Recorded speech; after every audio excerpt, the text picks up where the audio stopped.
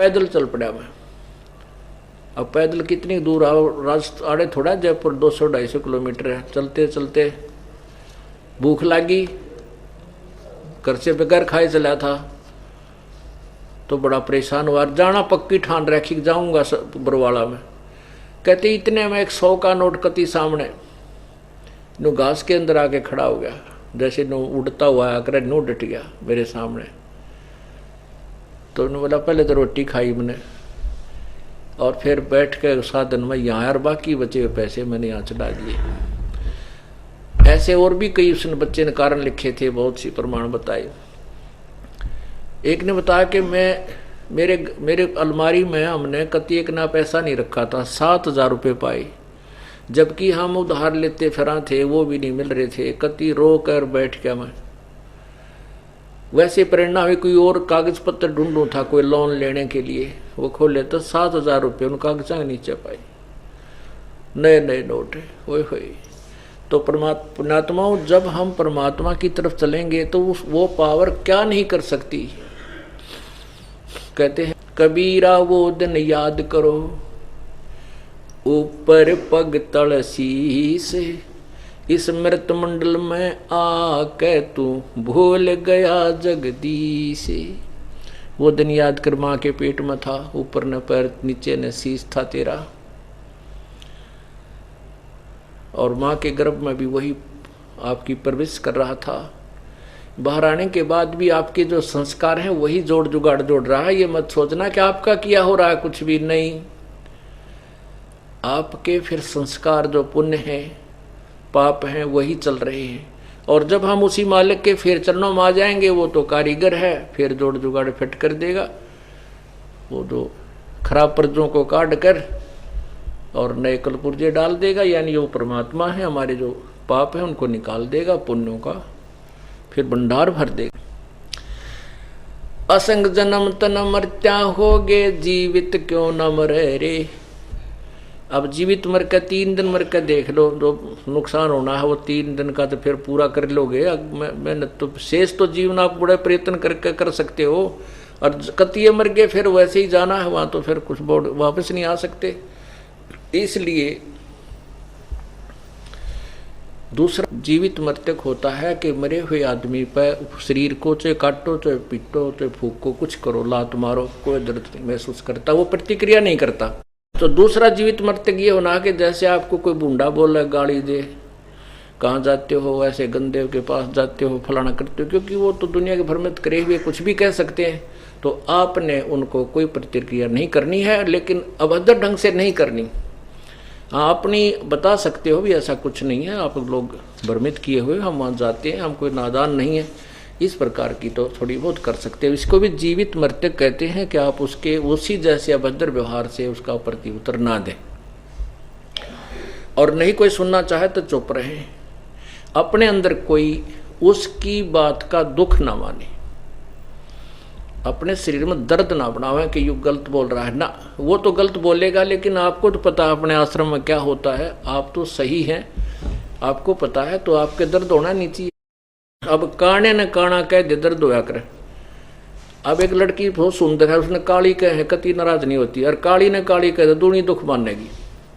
तो ऐसे बुरे ने हम बुरा कहें तो वो मानेगा दुख। जब हम बुरे हैं नहीं, हमने कोई बुरा कहे तो आनंद सा आना चाहिए, भौंके जागा कूतरू, इसने के बेरा उड़े क्या होता है, हम जाने या ये जाने। तो अंदर में ऐसी बार ना हो और उसमें भौंकने दे।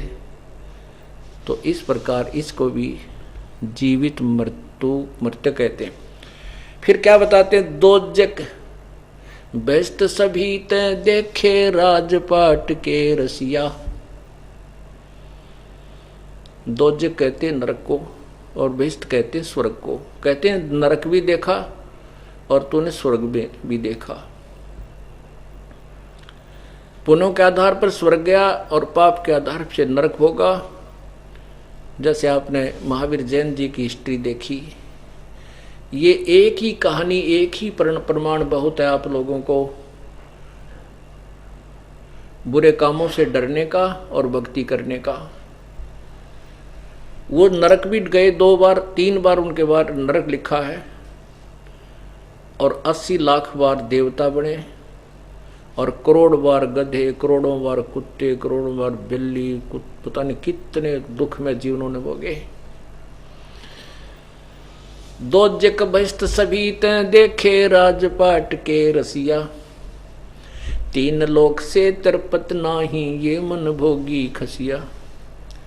इस मन को अगर तीन लोक का राज भी दे दिया की संतुष्टि नहीं है, फिर कोई और ढूंढता है, कहीं और लोग शेष रह गया वो वहां देख लेता हूं। एक गरीब आदमी कोई अपना कार्य करता है तो वो ये सोचता है परमात्मा एक छोटा सा प्लाट हो जाए, कभी समय आने पर बन जाएगा। वो प्लाट हो जाता है, फिर हाथ जोड़ा है भगवान एक कमरा बन जाए, एक रसोई बन जाए, इतना है बतेरा, तो मर पड़ के वो भी बन जाता है। फिर एक कमरा और बनाने की चेष्टा करता है, वो भी बन जाता है। फिर सोचा एक लड़का और है, एक प्लाट भगवान और दे दे, तो वो दूसरा भी तैयारी कर देता है। अंत में ये मर ही जाता है, लेकिन इसकी संतुष्टि नहीं होती। किसी के पास एक कार है 5-4 लाख की ले ली, तो फिर अच्छा पैसा हो जाता है, 20-80 लाख की कार है, बहुत बढ़िया है, वह 80 लाख की तरफ भाग लेगा। फिर 80 लाख की ले ली, फिर और पैसा बन गया तो हेलीकॉप्टर ले ले, और हेलीकॉप्टर ले ले, फिर मन में रेला ले ले, सारा कुंबा चाल पड़े। मन क्या सोच बैठे इस मन की इतनी गंदी वृत्ति है। और इसने सारी पृथ्वी का शासन भी दे दे और 3 लोक भी दे दे, तो भी इसकी संतुष्टि नहीं है। तो कहाँ होगी संतुष्टि? कहते हैं तत्व ज्ञान से संतुष्टि होगी। क्या मांगो कुछ थिर न रहाई, देखत नैन चला जग जाई। 1 लख पूत 1.25 लाख नाती, उस रावण के दीवान बाती। सारी सोने की लंका बना रखी थी, और उस रावण के राज्य में हीरे और पन्नेर, ये मोती, जवाहरात, लाल ऐसे बिक्या करते जैसे यहाँ पुराने समय में ज्वार बिक्या करती। गेहूं तक देखने नहीं हुआ करती, ज्वार बहुत ज्यादा होती थी। कहते हैं जहां जैसे ज्वार बिकती है ना मंडिया में, ऐसे वह हीरे और मोती बिक्या करते। इतना धनाढ़ राजा था। हम भगवान से क्या मांगेंगे? एक कोठी मांग लेंगे, एक कार मांग लेंगे, कोई संतान ना होगी 1-2 पुत्र मांग लेंगे, और वो भी ना रहने, वो भी नहीं रहने। कहते हैं 1 लख पूत 1.25 लाख नाती। 1 लाख पुत्र थे रावण के, 1.25 लाख रिश्तेदार, 1 से 1 अच्छे, यानी बड़े धनवान, बड़े अच्छे।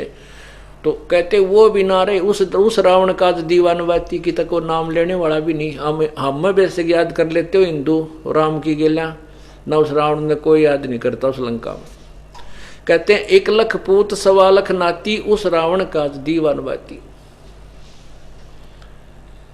आवत संग ना कोई जात संगाती, और क्या भया दरबान दे हाथी।